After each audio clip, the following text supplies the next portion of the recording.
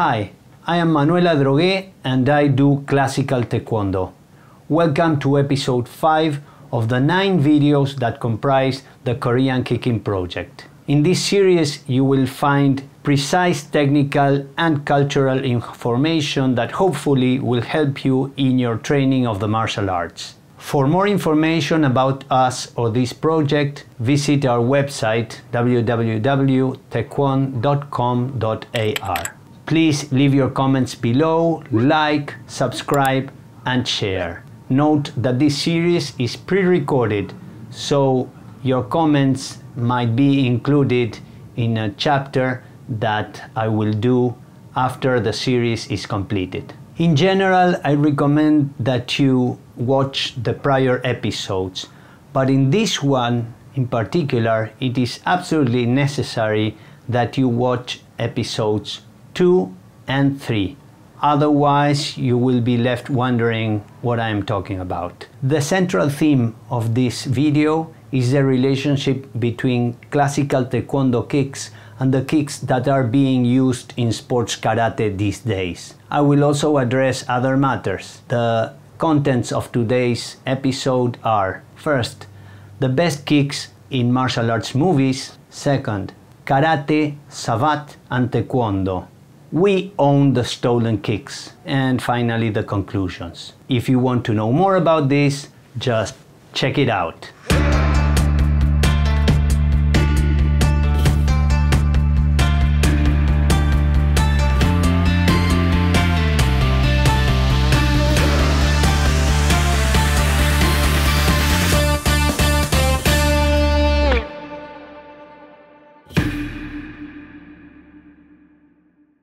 As we've seen in the last episodes, we are building on something that corresponds to the golden era of Korean kicking, which I call Classical Taekwondo. This type of kicking is what made Korean martial arts famous, and that went to the movies through Bruce Lee, who learned his famous side kick and spinning kicks from Jun Ri, and so many other martial artists. Let me clarify, I'm not a martial art movies expert, but I have watched enough to have my opinion on them, and a series on kicking wouldn't be complete without this comment. I want the new generations to catch up with the classics in martial arts movies. It would be very difficult for me to pick just one martial arts star kicking model, as having the immortal Bruce Lee, Jet Li, Jackie Chan, Donnie Yen, Jean-Claude Van Damme, Scott Adkins or Tony Ha. But if I were forced, the kicking model that I would pick is double. It would be Philip Ri and his brother Simon Ri of the Best saga. The final fight between them is the choreography of kicking skills that has best captured the footwork and maneuvers found in classical taekwondo. And for that, it has a special place in my heart. As a side note, the Korean team's coach is Grandmaster Hee Il-cho, one of the most inspiring Korean kicking masters of the 20th century. And since we are talking about movies, I want to shout out loud that the Karate Kid did his kick the wrong way. We all know that since his left leg was badly injured, he should have used his right foot to propel himself, kick Johnny's face and land back, which he didn't. Having his left knee broken, it is unthinkable that Daniel LaRusso might have been able to land on his left foot in the movie without collapsing. When I saw the movie in 1984, I tried the way it should have been done, which requires quite strong explosive legs, and after a while I was able to do it. That is a good challenge for Korean-style martial artists. Here I tried it with one of my students and he pulled it quite well without rehearsing it before. That is the way a Taekwondo kid would have done it. In a recent and quite popular video, Jesse Enkamp sensei mentioned that the high flashy kicks that you see in sports karate these days, the round kick, the spinning back kick and the hook kick, did not exist at Funakoshi Sensei's original karate. For those that don't know Jesse, he is probably the most interesting and knowledgeable karate expert in the internet world. His technical skills are very high. He is curious, he is generous about his knowledge, and he is quite likable. I recommend everyone to subscribe to his channel. The comment I'm about to make is directly related to episode 2, where I describe the historical link between karate and taekwondo, and episode 3, where I compare Japanese karate kicks and classical taekwondo kicks. In episode 4, I make a very clear description of the way taekwondo kicks are performed. In the video called How Karate Stole Its Kicks, Jesse said that if it looked as if the kicks of karate came from a different martial art, it is because karate kicks indeed do come from a different martial art. I agree on that. It's almost as if they came from a different martial art. Funnily enough, that's exactly what happened. In today's video, you're gonna learn how karate stole its kicks, and it all started with a single photo. But then he came with a wild statement that karate stole its fancy kicks from la savate, also known as le choisson or la boxe française, the French 19th century kicking art. I need to tackle this because his assertion on the origin of sports karate's kicks involving the Japanese and the French have left aside the most important party, the Koreans. Let's be clear, the stolen kicks belong to the Koreans. Jesse Sensei makes a persuasive argument, but he bypasses several important details, and as we know, watch out because, as they say, the devil is in the details. Jesse makes a good portrait of the socio-political situation of Japan at the beginning of the 20th century, and that there existed French diplomatic missions sharing their culture to Japan. Then he mentions the importance of Gishin Funakoshi's son Yoshitaka in the technical development of early Japanese karate, Shotokan in particular, and its kicks. I have already mentioned in episode number 2 how important young Funakoshi was for the development of Japanese karate. That is all well documented. However, Jesse makes certain statements that are not correct. Jesse mentions that the Keage or snapping back versus Kekomi or thrusting distinction came from Savate. However, the Keage and Kehanashi versus Kekomi distinction can be found in Funakoshi Gichin's Rentan Goshin Karate Jitsu 1925 book, when the author mentions that Keage is a method of retrieving the kick when kicking to the chin or higher to prevent the foot from being caught. When the book was written in 1925, Yoshitaka was only 19 years old. He had arrived from Okinawa only 2 years earlier and had a long way ahead before becoming an influential technician among his father's students. So this proves that the Keage versus Kekomi distinction did not come from Yoshitaka or from Savate, but from Funakoshi's Okinawan roots. Jesse shows a photograph as a proof of his thesis, a picture of young Funakoshi's round kick with the ball of a foot, which did not exist in Okinawa before. And adding to the potential connection with the French, although no Savate presence in Japan has ever been documented at that time, just French delegations, Jesse states, He literally copied the entire training methodology, along with its numerous kicks, straight from Savate. An article was published at the 2001 Dragon Times magazine on the first time ever recorded contact between karate and Savate. It occurred during the 1950s when the pioneer of karate in France, Henri Plé, invited Aikido, Shotokan karate, and judo black belt Muchizuki Hiroo to a sparring session with French Savate champion Jacques Queron. Going to technical matters, if you see today's kicks in sports karate, they have some likeness to Savate. But those kicks are identical to those of Classical Taekwondo. The point I am making is that Jesse compared the pre-World War II Savate kicks with today's sports karate kicks, making a crazy 60-year fast-forward jump in time. The kicks of Yoshitaka and the karate experts of his generation were entirely different from those of Savate, both in shape and intent.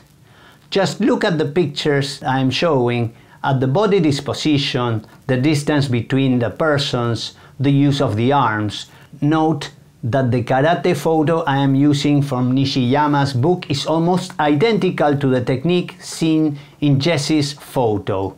And this means that the technique was intended to be performed exactly that way. The mechanics of Savate and karate in the 1950s and 60s were so different that words are unnecessary. Let's go step by step.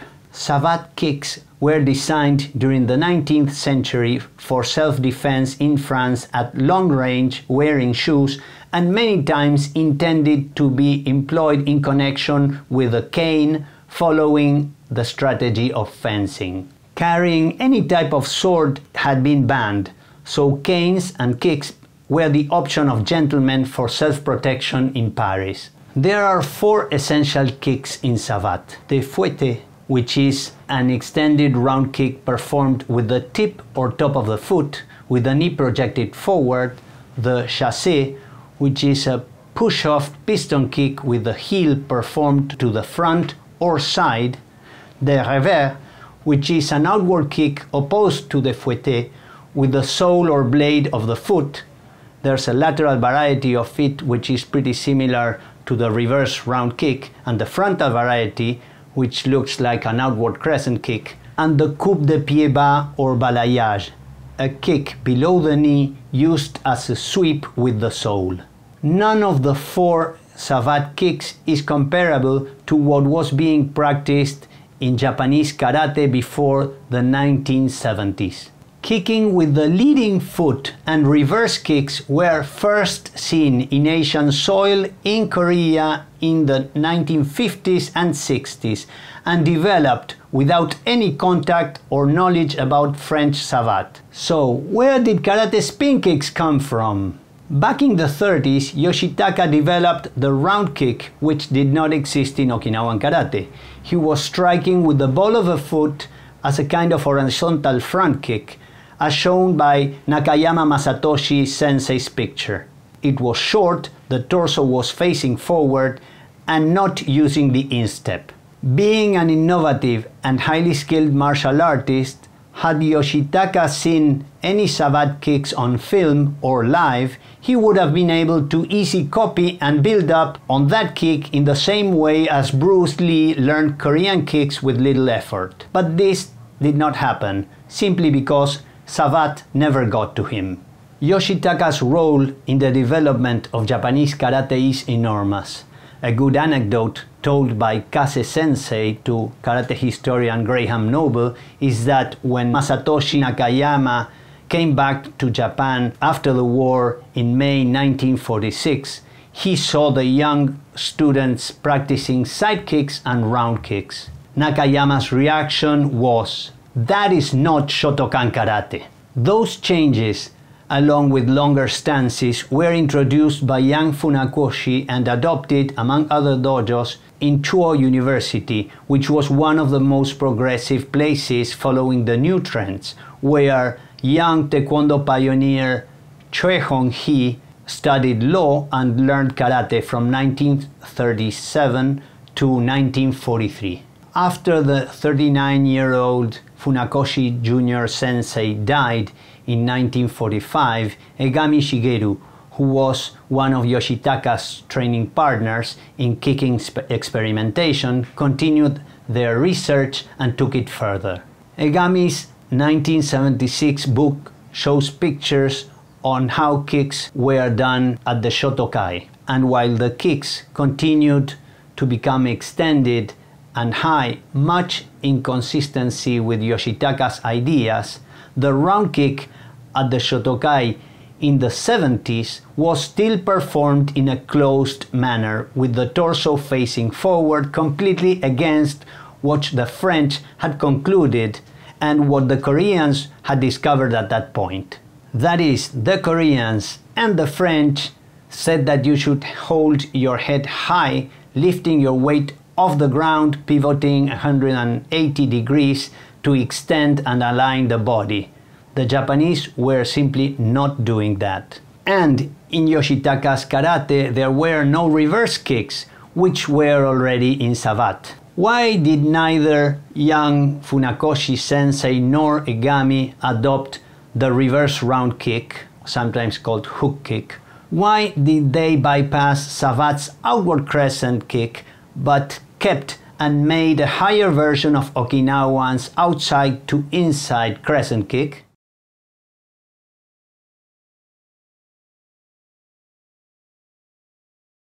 In Harry Cook's Shotokan Karate history book, Master Taiji Kase, one of the senior students of Sensei Funakoshi, the father, is quoted saying, "We never did kicks with the top of a foot, like they do now. We did them with the ball of a foot. We even did roundhouse kicks, mawashigeri, with the ball of a foot. Of course, we used the blade of a foot for side kicks, jokogeri. Post-war karate has come to use the top of the foot for such kicks, the way they do in Thai kickboxing. When Thai kickboxing started to become more popular, doing roundhouse kicks with the ball of a foot fell into disuse in Japanese karate." Again, that is Taiji Kase sensei. Jesse sensei explains that after Funakoshi Gichin's death in 1957, on the same year the first Japan Karate Championship occurred. Yes, that was the first non-contact karate championship in Japan. But 3 years earlier, the first armored contact karate championship had occurred, and those armors were kept, although with a much lower profile. The more popular no-contact karate rule of the mainstream Shotokan dominated the Japan Karate Association. Those rules are summarized in the concept of sundome, which means 1-inch stop, and kime, focused energy. So competitors were expected to concentrate full power, proper technique, and stop it right before contact. This is much easier done with fists rather than kicks. Nailing a kick against a skilled moving opponent is difficult, and to freeze it before contact at full power, it is highly improbable, not worth the risk. So, this standard did not encourage to develop creative kicks. It is well known that the Japan Karate Association authorities underestimated flamboyant kicks and rarely awarded points to them. In episode 2, I mentioned that Bogu Kumite, or armored sparring, was practiced in Tokyo by the Renbukan, originally called Kanbukan or Korean Martial Hall, a dojo that attracted students of Toyama, Mabuni, Yabu, Yamaguchi, Yun Kwebion, and Kinjo Hiroshi senseis. Bogu Kumite was taken by Toyama's students Yun to Korea, where it found a more receptive ground. These sparring rules and a few additional reasons made the new kicks flourish in Korea in the 1950s and 60s. The famous Kyokushin karate founder, Korean-born Masoyama, originally was associated with the Kanbukan group, and he kept relatively in touch with his native land.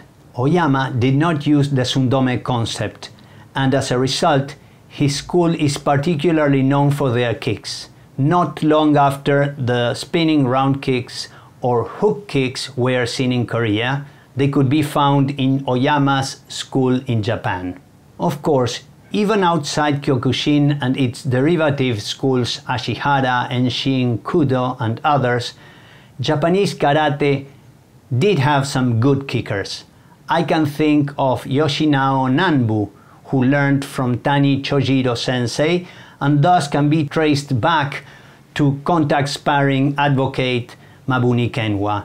And I can also think of Canada's kicking artist Jean Franette, who was within Nambu's Sankukai school for a long time. But in Japan, the vast majority of standard-bearing karate masters kept the technical model that did not work well for landing spinning kicks or leading foot kicks. Although books of other karate masters included jumping kicks, they lacked the body positioning, the stepping tactics, and the concepts necessary to make them work in actual sparring. Which were the forces in mainstream Japanese karate against extending their kicks, and which forces pushed Koreans into that change?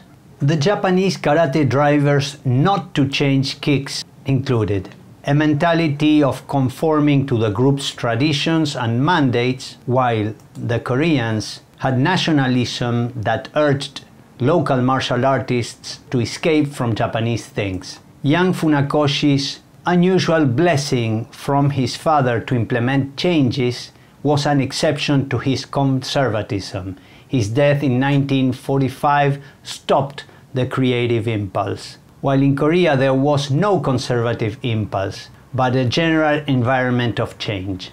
Kicking is something better done by young people, contrary to the traditionalist idea that old masters are technically higher. In Korea, all school leaders were young, teaching even younger students who were stimulated into kicking. Sundome, or stopping strikes at 1 inch before contact in sparring, forced kicks to be retracted back. In Korea, chestguard contact sparring favored long kicks without retracting, and full contact kicks to the head opened the door to pass through spinning kicks and axe kicks that were non-compatible with the Sundami rule. Finally, Japan has a tradition of discretion, restraint, and being direct. Changes may be accepted after plenty of time. Korea has an acrobatic body culture. Koreans are flamboyant and eager to put things to test, expecting results soon. During the 90s, the ideas of the Japan Karate Association were confronted by the World Union of Karate Organizations with relevant voices in their top positions. The rule set changed, and the World Karate Federation in the 21st century has unleashed karate's full kicking potential. The non-Japanese karateka started to prefer a more dynamic type of sparring, so they started to award points for high kicks. New protections, similar to those of ITF Taekwondo, were adopted. Karate athletes and coaches immediately started to focus on the kicks that would score fast with the forward leg, as Koreans had been doing for 3 decades. The previous half-facing compressed sparring stance that looked like a modified fudodachi, ready to dash forward using punches or the back leg, was modified with a sideways stance in which the back foot is open to facilitate kicking with the forward leg and also to dive in with punches. Full pivoting of the base foot, extended alignment, raising the kicking knee, head suspended, back spinning, using consecutive kicks without landing the foot. These are not exclusive to Korean martial arts, but Koreans are those who discovered them first in Asia. They are simply natural body motions, so it is normal that in different parts of the planet, such as France or Korea, people arrived to similar conclusions about fighting using their feet. If we had 2 competing hypotheses, on the one hand that karate kicks come from Savate, and the other that they come from Taekwondo, in absence of any additional evidence, we would be forced to use Ockham's razor principle that states that in front of 2 similarly plausible explanations, the simplest is usually the correct. As we have seen, there is simply no direct evidence to support the Savate theory, but a lot supporting the Korean theory. Now let's check the consistencies of both theories with the indisputable data. Point 1. If you see 1970s classical Japan Karate Association manuals, by Nakayama Masatoshi or Nishiyama Hidetaka, leading instructors of the Japan Karate Association, and compare their kicks with those of Classical Taekwondo shown in episodes 3 and 4 of this series, the difference is evident. During the late 70s, elite competitors in Japanese karate did not kick even remotely similar to the way they do it now. They were not jabbing with their leading leg or spinning as Koreans were doing, because they followed the JKA model. Point 2. Year 2020's Olympic karate kicks are identical to the 1980s Korean kicks. The first necessary conclusion is that today's sports karate kicks don't come from classical Japanese karate. The second is that since they don't come from 1970s karate, a hypothetical 1940s link of karate with Savate is totally unrelated with today's sports karate kicks. A timeline starting on the late 19th century about the evolution of the French, Korean, and Okinawan/Japanese kicks will show that the first two included high kicks, full rotation of the base foot, and frequent practice of amicable contact sparring. None of those existed in Okinawan karate. During the 20th century, Savate technique did not undergo any drastic changes.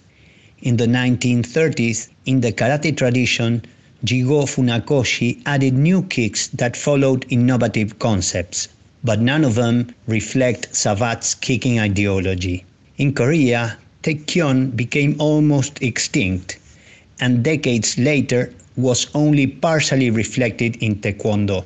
Taekwondo's kicks were developed at sparring wearing chest protectors, an idea first conceived in Japan by a karate group different than Funakoshi's.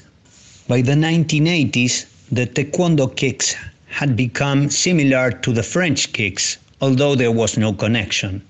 At that point, the legacy of Jigo Funakoshi was preserved in the Japan Karate Association, and the kicks of the Japanese armor tradition were transformed for the fantastic Kyokushin full contact format.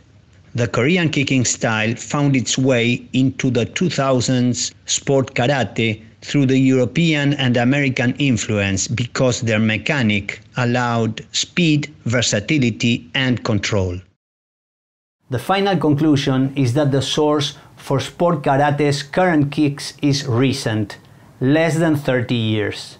Which are the proposed sources for the new karate kicks? There's only one: Korean style kicking, which has been very popular in the Western world since the 1970s and was mastered by lots of karateka, typically European and Americans. Sports karate adopted hooking kicks and spinning in a generalized manner by the 1990s. It was a smart move to improve sport karate's appeal.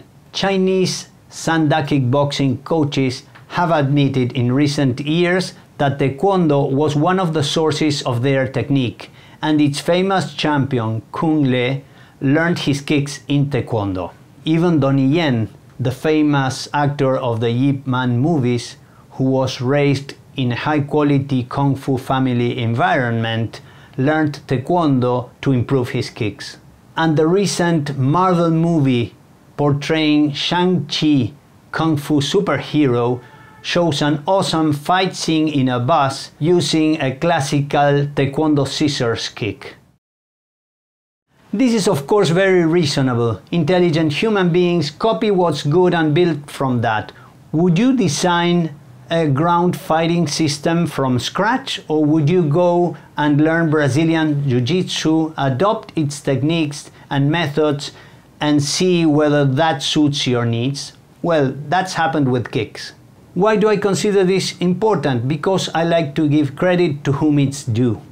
So yes, karate is the formal basis of Taekwondo, and yes, Korean Taekwondo provided the kicks for current sports karate.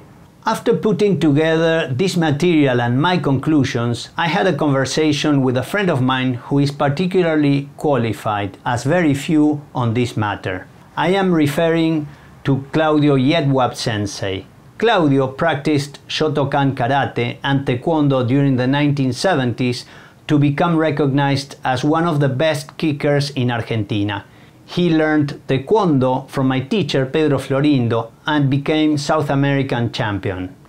During the 80s, Claudio kept training hard, and during a trip to Paris, he was introduced to Jean-Marie Rousseau, the president of the International Savate Federation. Claudio learned the system and briefly taught Savate in Argentina until he settled in Canada. Claudio holds a 5th dan in Mudo Kwan Taekwondo, a 5th dan in Japanese Jiu-Jitsu, 3rd dan in Shotokan Karate, 1st dan in Judo, and is a certified instructor in Savate. He put together all his knowledge in a special system called Gorindo, which follows the Japanese etiquette with a deeper, eclectic approach. As a master kicker and connoisseur of Savate, Karate, and Taekwondo, I asked him his opinion about the origin of today's sports karate kicks and their relation with Savate or Taekwondo. And this is what he had to say. In Joseph Charlemont's book, L'art de la boxe française et de la canne, published in 1899, we can see an impeccable, well-structured turning side kick.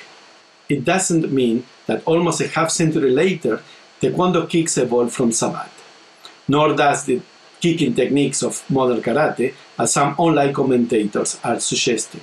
Similarly, if we read Le Boucher's book, Manuel de la boxe française en anglais, from 1885, we can see instructions for sweeping or tackling the opponent's legs in the manner of Shudo de Ashibarai or Osotogari. As well, in La Boxe Traité Français from 1899, Leclerc described and illustrated how to lift someone over the shoulder before throwing him, like Kataguruma. So it will be laughable to declare that Shudo techniques came from Boxe Française Savate or vice versa. Neither Savate's kicking development nor the acrobatics of today's Taekwondo are directly derived from Capoeira, even when they share some visual and body mechanical elements. No one can definitely confirm or deny that any of those old books might have made their way to distant shores via travelers, mariners, or diplomats through the years. Nevertheless, many people dedicated their lifetimes to develop and cultivate these techniques. Historically, many unrelated fighting systems have arrived at similar technical gestures, uses, and expressions by their own merits. It is simply how the body works. It is very important to not only observe the kick trajectory, but also the rhythm and dynamics when executed. I'm convinced that karate kicking techniques that we see in modern times were heavily influenced by their Korean development. We can observe that modern kickboxing was positively affected in the same way. European kickboxing and karate exponents also received the benefit of cross-practitioners of modern Savate and Muay Thai. I have been a superhero fan since I was a boy in the late 70s. For one reason or another, wherever I traveled, I keep bumping into them. So it did not surprise me when one of them sneaked into this episode. French Savate has an outstanding representative in the Marvel Universe. Georges Batroc is a combat master and mercenary, former member of the French Foreign Legion, who may be found in the comics fighting against Captain America as well as Batman.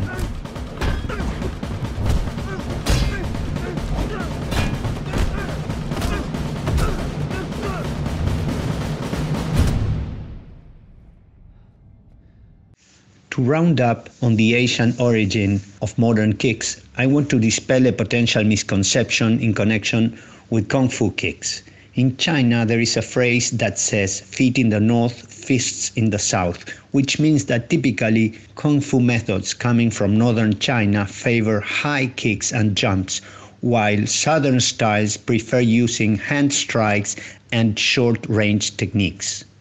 It would be reasonable to ask whether those northern kicks and not the Korean kicks are the basis for those seen in Kung Fu and Sanda these days. But if we go to legitimate Chinese sources that were recorded before the generalized martial arts cross-training of this generation, we will see how different those Chinese high kicks are from the Korean ones seen today. Look at qualified exponents like Kwon Wing Lam and Rick Wing, who show authentic classical Northern Shaolin Kung Fu. No round kicks, no backspinning reverse round kicks, and the leg is extended during most of the kick. That is very different from what we see today, and that is how Northern Kung Fu kicks looked like before the 1970s. Jesse Sensei, I thank you for the chance you have given me to comment on the relationship between modern karate kicks and taekwondo kicks. I really look forward to meeting you in person and train together. And for the rest of the viewers, stay tuned, because there are 4.5 interesting episodes left. When closing this video, I marvel on the different paths, creations, and experiments of those that have preceded us in the martial arts. I am so glad how the sequence of historical events worked in the way they did. We have received wonderful styles. In connection with kicking, people from China, Korea, Japan, or even France at different times have reached to similar conclusions, but with interesting differences. I am thankful to all of them. I will share further information on this subject in the last episode of the series. I hope you liked this episode. In that case, please comment, like, subscribe and share. I will be checking for your feedback. The next episode will be following soon. And remember, as martial artists, we all have the obligation to keep up with our training for a strong body, a wise mind, and a caring heart. You all take care.